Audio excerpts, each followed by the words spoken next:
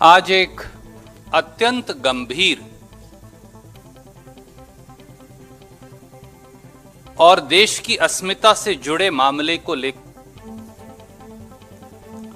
देश की राजधानी दिल्ली में किसान आंदोलन की आड़ में हुई सुनियोजित हिंसा व अराजकता के लिए सीधे सीधे गृह मंत्री श्री अमित शाह जिम्मेवार हैं।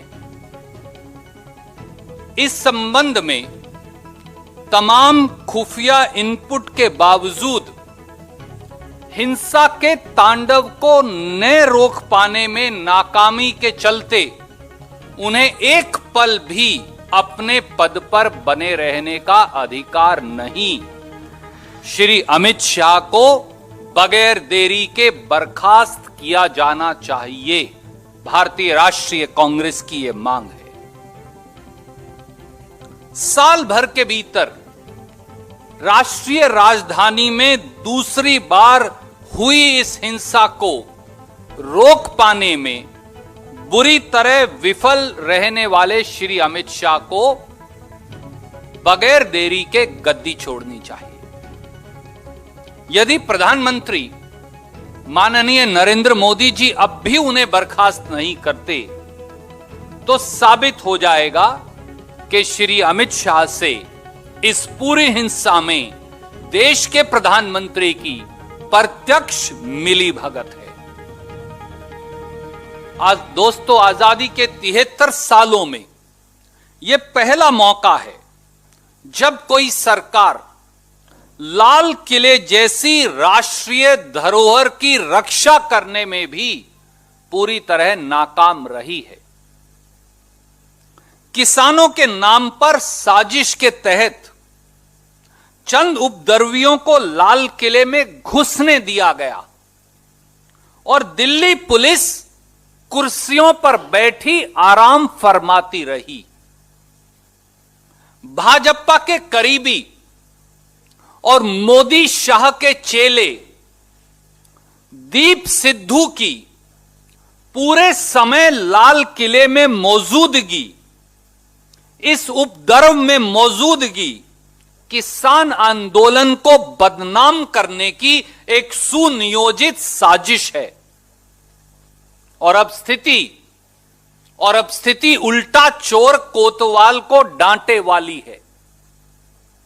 दिल्ली में उपद्रव को रोकने में पूरी तरह नाकाम हुए गृह मंत्री श्री अमित शाह के इशारे पर दिल्ली पुलिस उन उपद्रवियों पर मुकदमा दर्ज करने की बजाय उल्टा संयुक्त किसान मोर्चे के नेताओं पर एफआईआर दर्ज कर उपद्रवियों के साथ भाजपा सरकार के गठजोड़ मिलीभगत और साजिश को साबित करती है। बीते 63 दिनों से लाखों अन्नदाता दिल्ली के दरवाजे पर 3 खेती विरोधी काले कानून वापस लेने के लिए शांतिपूर्वक आंदोलन कर रहे हैं। मोदी सरकार ने उन्हें रोकने के लिए आंसू गैस के गोले दागे, हाड़ कपकपाती सर्दी में ठंडे पानी से वाटर कैनन चलाई, उनके रास्ते खोद दिए गए, पत्थर डाल दिए गए, ड्रेन्स खोद दी गई क्रेन्स लगाकर और बर्बर लाठी चार्ज हुआ, मगर उन्होंने उफ नहीं किया और शांति प्रिय तरीके से आंदोलन करते रहे। मगर मोदी सरकार जब उन्हें बलपूर्वक नहीं हटा पाई दोस्तों, तो उन्हें छल पूर्वक हटाने का षड्यंत्र करने लगी। मैं फिर दोहराता हूं, मोदी सरकार जब देश के लाखों किसानों को बलपूर्वक नहीं हटा पाई तो छल पूर्वक हटाने का षड्यंत्र करने लगी।